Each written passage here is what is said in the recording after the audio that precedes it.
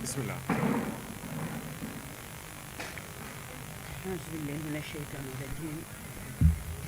بسم الله الرحمن الرحيم. والصلاة والسلام على رسول الله. Je m'en vais vous lire la déclaration And Samm Jikko Yi du 16 février 2026.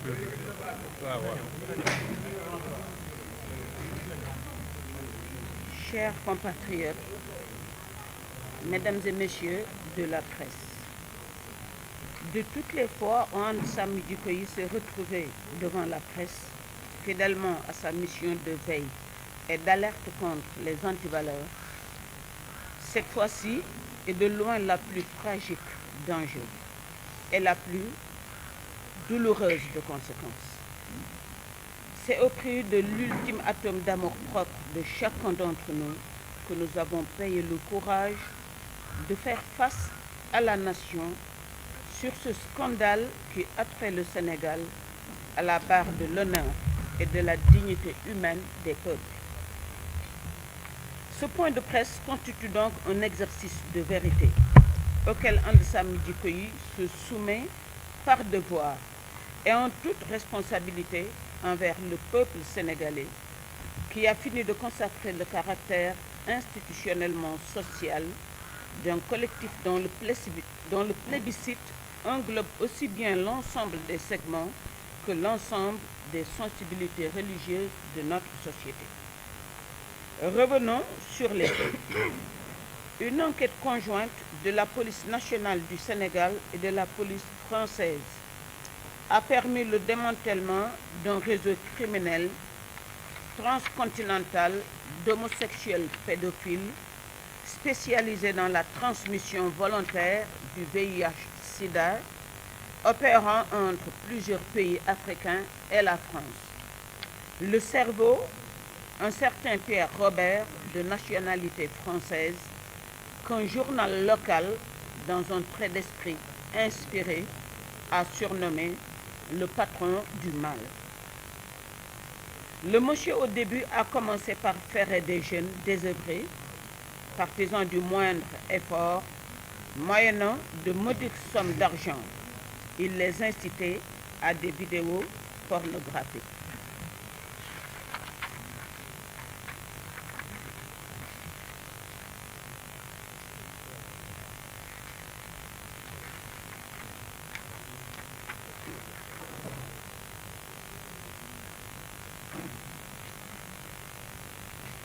L'attraction principale, donc, des bêtes de sexe en action sous les caméras avec leur proie, des garçons à la fleur de l'âge à qui ils transmettaient par des rapports non protégés le sida, le tout en retransmission directe alors que les victimes étaient droguées à mort.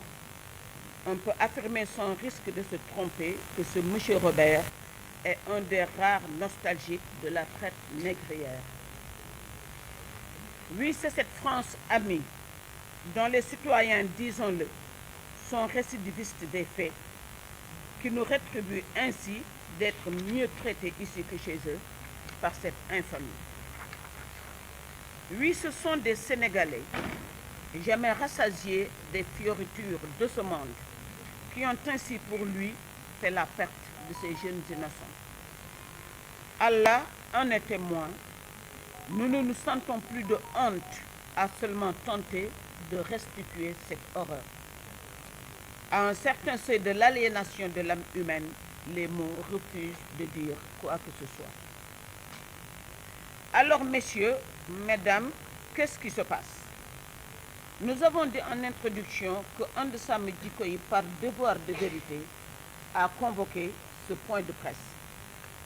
C'est parce qu'il est temps aujourd'hui qu'entre les politiques et le peuple sénégalais, l'on se regarde en face et que l'on se dise certaines vérités.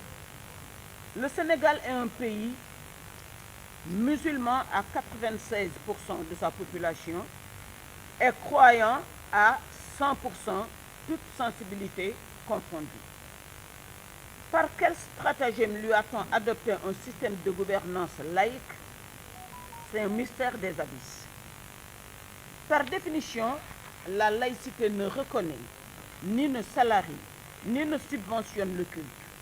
Contrairement à ce que l'on a toujours voulu nous faire croire, la laïcité n'est pas équidistante entre les religions.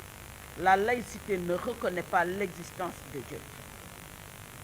De par les dispositions actuelles de notre Constitution, exacte réplique de la Constitution française d'inspiration maçonnique d'Émile Combes, la liberté de culte et d'orientation sexuelle est une disposition consacrée par la Constitution.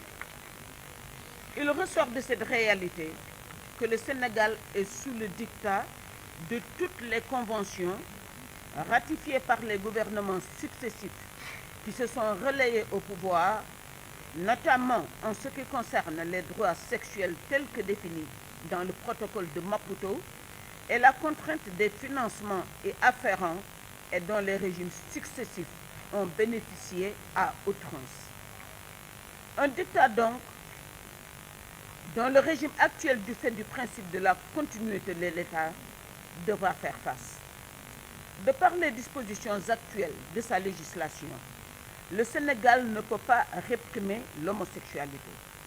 L'article 319, alinéa 3 du Code pénal du Sénégal peut tout réprimer sauf l'homosexualité.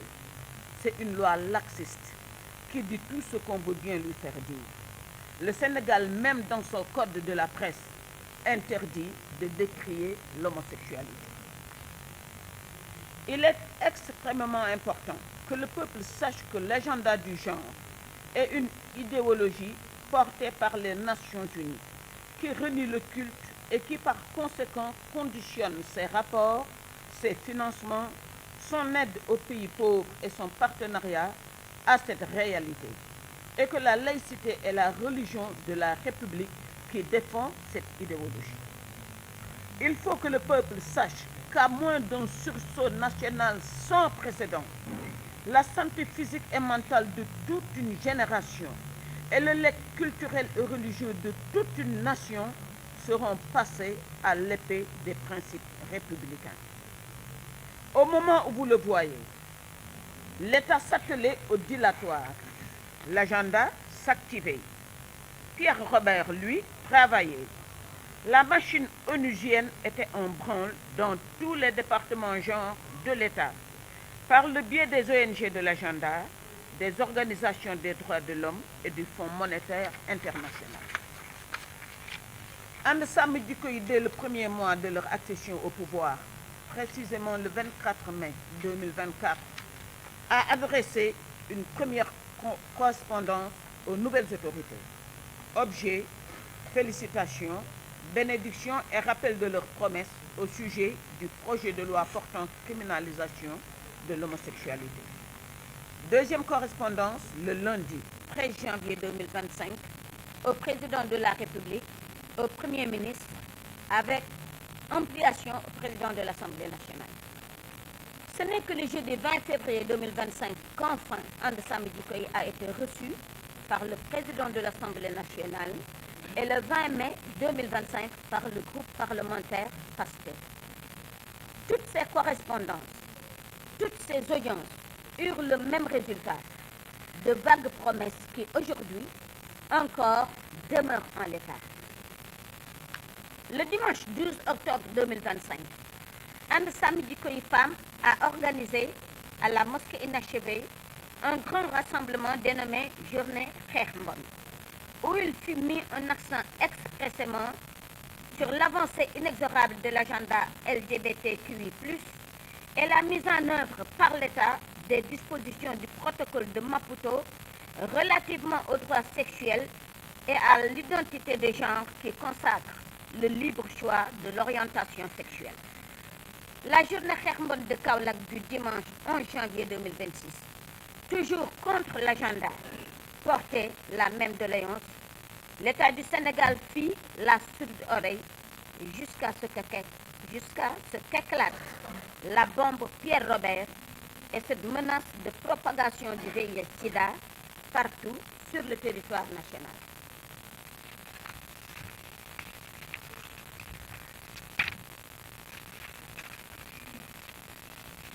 Monsieur le Président de la République, Monsieur Bassirou Diomaye Diakhar Faye, Monsieur le Premier ministre Ousmane Sonko, And Samm Jikko Yi vous rappelle que c'est justement pour nous affranchir de ce dictat de la communauté internationale.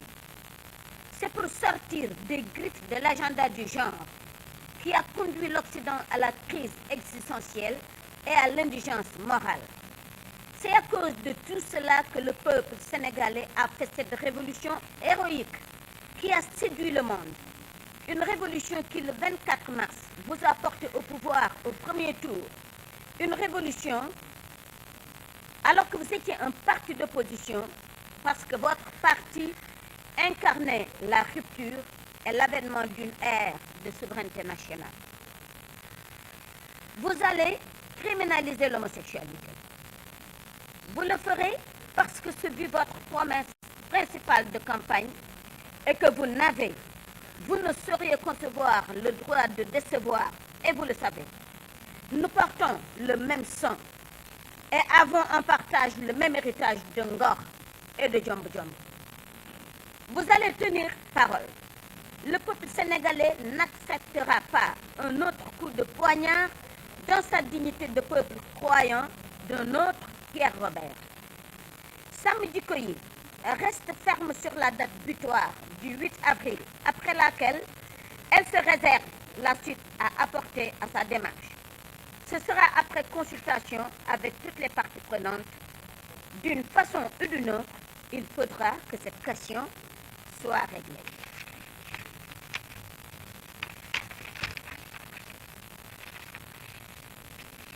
Peuple sénégalais, à vous, chers concitoyens de valeur et de foi.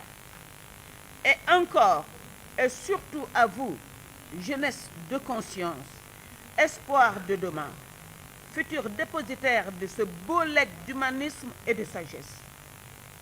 À ce Sénégal des lumières civilisatrices de Touba et de Tivaouane, des fiers descendants de Baye Niass et de Baye Laye, de la grandeur de la Teranga, jeunesse héritière de la révolution Torodo de Thierno Souleymane Baal. Veillez. Veillez à ne pas vous confondre. La confusion ne vous mérite pas. Peuple sénégalais, à l'avenir de nos joutes électorales, soyons conscients. Une majorité est une arme. Elle doit être fondée à défendre ce qui lui confère cette majorité. Nous sommes un peuple de foi et de spiritualité, ce qui nous met au centre de l'intérêt des forces d'aliénation humaine. Soyons extrêmement regardants, vigilants, intransigeants aux mains entre lesquelles nous mettons les soins de notre existence ici-bas. Notre salut dans l'au-delà en dépend pour beaucoup. Allahu la yughayyiru ma bi qawmin hatta yughayyiru ma bi anfusihim. Entendez, Allah récompense l'autodétermination. Wa salatu wa salam ala rasulillah. jërëjëf. Macha Allah, jërëjëf Adja. Incha Allah.